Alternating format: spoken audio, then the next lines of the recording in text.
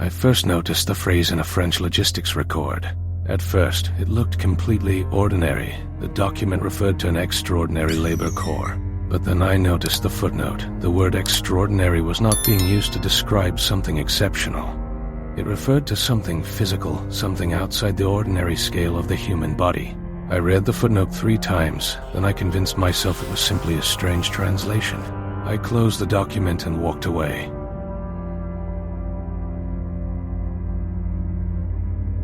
But 20 minutes later, I came back and opened it again. Something about the wording had bothered me. The workers were being transported in what the document described as reinforced conveyances. Ordinary military wagons appeared elsewhere in the same records, but they were described differently. These wagons had apparently been reinforced specifically to accommodate the unusual dimensions of the workers. My first assumption was simple. Perhaps the document was talking about heavy equipment, siege machinery, large weapons, or something similar. Military records often use confusing terminology, and that would have been a perfectly reasonable explanation. I believed it for several weeks, then I found the feeding schedules. The quantities were difficult to explain. Each individual in this labor corps was apparently receiving roughly 4 to 5 times the daily ration recorded for a standard French soldier of the same period. That was the moment the explanation stopped making sense, because machinery does not eat before going any further. However, we need to understand what history actually says about Tartaria. The 18th and early 19th centuries in Central Asia were a period of competing empires and regional powers. Russia, China, Persia, and several other states controlled different parts of the region. The word Tartaria itself appeared frequently on European maps, but mainstream historians generally do not consider Tartaria to have been a single unified empire with one centralized government. Instead, they interpret it as a broad geographical term used by European mapmakers to describe large and poorly surveyed areas of Asia. That explanation is supported by substantial historical evidence. There is also another part of the Tartaria story that has existed for centuries, the stories of giants. During the 19th century, newspapers, travelers, collectors, and showmen repeatedly reported enormous human skeletons. Many of those stories were eventually exposed as exaggerations, misidentifications, or outright hoaxes. The famous Cardiff giant is one of the best-known examples. So skepticism is justified. The history of giant discoveries is filled with fabricated evidence. I knew that, and I kept it in mind when I found the second document. This one came from a completely different archive in a completely different country and in a completely different language. It was a Russian administrative dispatch from 1743. There was nothing dramatic about it. It was simply a communication between regional governors concerning a labor dispute. But the workers were described using a term translated as giant workers. The document discussed their schedules, compensation, and something called a containment problem. The authorities were apparently having difficulty keeping the workers inside the designated work areas after working hours. That detail was strange, not because the word giant appeared in the document, but because the document treated these workers as an ordinary administrative problem. There was no mythology, no supernatural description, no attempt to impress the reader. It sounded like one bureaucrat complaining to another about a difficult workforce. And that is exactly what made it unsettling. A hoax is usually designed to impress you. It contains dramatic language and extraordinary claims. This document contained none of that. It simply described a problem. The authorities apparently needed special barriers because ordinary fencing was insufficient. There was, of course, another possible explanation. Historical terms for giants were not always literal in some contexts. Similar words could describe powerful or exceptionally large man. Perhaps that was all this was. Perhaps the workers were simply unusually strong people. I accepted that possibility, but then I found more records. Over the following 18 months, I located 6 additional documents from different countries, different periods, and different institutions. And they seem to describe remarkably similar situations. A Portuguese colonial record from the 17th century referred to workers of prodigious stature being used in the construction of fortifications in West Africa. The record also mentions separate feeding arrangements for them. A Chinese administrative document from the late Ming period referred to a group of laborers associated with the northern mountains. The exact meaning of the terminology remains uncertain, and the conventional interpretation treats it as a regional labor classification. Then there was an Ottoman military record describing giant soldiers involved in the construction and defense of a mountain pass. Again, the interesting part was not simply the word giant. It was the logistics, food, water, transportation, work zones, special provisions. The same pattern kept appearing, and then I noticed something even more disturbing. In several of these records, the workers eventually disappeared, not necessarily from the world, from the records. The language surrounding their disappearance was unusual. It did not clearly describe retirement. It did not describe ordinary migration, and it did not sound like a natural decline. One French record referred to an ordered liquidation. A Russian document stated that the containment problem had been permanently resolved through measures approved at the highest level. An Ottoman record later stated simply that the giant soldiers were no longer available. And the Portuguese document contained a phrase that stayed in my mind. The workers of prodigious stature had been removed according to instructions that did not need to be detailed. That sentence changes the atmosphere completely, because it sounds less like something that happened naturally, and more like a decision. But this is where we have to be careful. A pattern is not proof. None of these documents, individually or collectively, proves the existence of a hidden population of giants. They do not prove that Tartaria was a unified empire, and they do not prove that a secret war was fought against giants. There are many possible explanations. Historical terminology can change. Translations can be wrong. Large people have always existed. Different cultures can develop similar descriptions independently. And there is always the danger of confirmation bias. When you start looking for a particular pattern, you can begin seeing connections that aren't really there. I tried to account for that. I questioned the translations. I questioned the context. I looked for simpler explanations.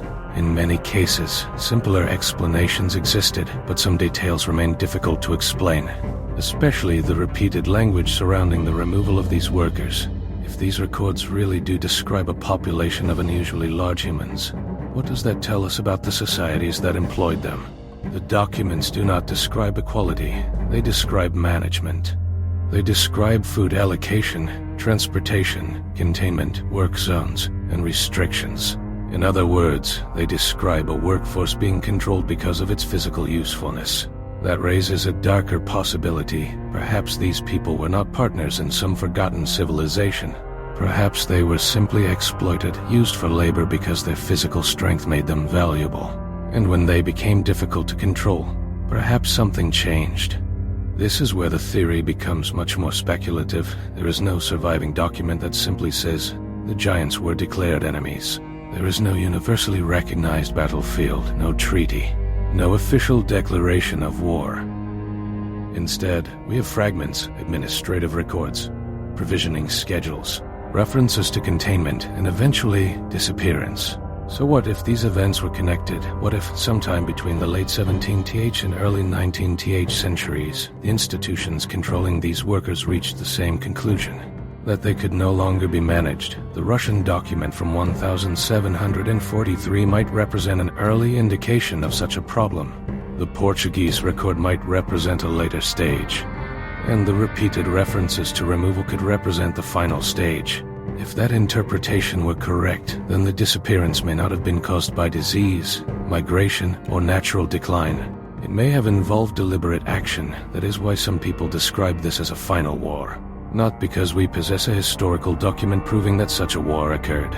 We don't, but because the language of the record suggests something more deliberate than simple disappearance.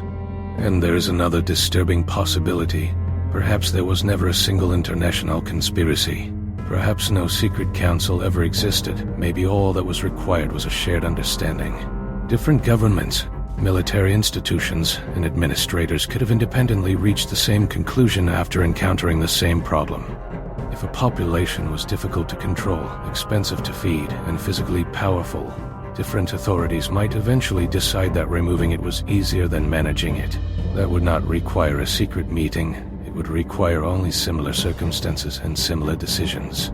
And that possibility is far more ordinary, and therefore, in some ways, more disturbing. Because history is filled with populations that were exploited when they were useful and eliminated when they became inconvenient. The word inhuman is sometimes used in discussions about this theory. But it does not necessarily mean that the supposed giants were non-human. It can simply describe what was done to them, a population used as a resource, a population controlled, and eventually, perhaps, a population removed. There are other records that seem to add another layer to the story. A Spanish missionary account from the Philippines, dated 1678, describes unusually large workers being used to construct a coastal fortification. It suggests that these workers were brought from the interior through northern intermediaries. If interpreted literally, that could imply something more than a local population. It could suggest a supply network. Then there is an English East India Company record from 1791 referring to the final disposal of a category of laborers who had been used in mine excavation. Again, the evidence is suggestive, but it is not conclusive. And perhaps that is the most important thing to remember. I did not begin looking for evidence of giants. I began with a strange phrase in a document. Then I found another document, then another. Eventually, I began seeing the same basic pattern in places separated by geography, language, and centuries. Maybe those similarities are nothing. Maybe they are the result of mistranslations. Maybe they describe ordinary people who were simply larger or stronger than average. Maybe later generations turned ordinary historical references into stories about giants. Or maybe these fragments really are pieces of something we have not yet understood. If there was a population of unusually large humans that was systematically exploited and later disappeared, the greatest mystery would not simply be where they went. It would be why the records describing them became so difficult to find. There is no final document that closes the story, no name of the commander, no date of the final battle, no treaty, no monument, only fragments. A reference here, a provisioning record there, a strange phrase buried in an administrative letter. And then silence. Perhaps that silence is a perfectly ordinary explanation. Perhaps history simply lost these people, but there is another possibility. Perhaps the absence was created. Perhaps something happened that caused an entire category of people to disappear from the historical record. And perhaps the most important evidence is not a giant skeleton or an ancient map. Perhaps it is a sentence hidden inside an ordinary document, a sentence that tells us something happened and then refuses to explain what. Somewhere, there may be another archive, a document written in a language we have not translated. A record filed under a category no researcher thinks to search. Perhaps it contains the final answer, or perhaps it contains nothing at all. That is the problem. We don't know. What we have is a collection of fragments that appear to point in the same direction. Unusual workers, unusual provisions, containment, removal. And finally, silence. Maybe it is coincidence, maybe it is a misunderstanding. Or maybe we are looking at the remains of a chapter of history that was never supposed to survive. And if that chapter really existed, the most disturbing question is not whether giants once walked the earth. It is this: who decided that their story should disappear?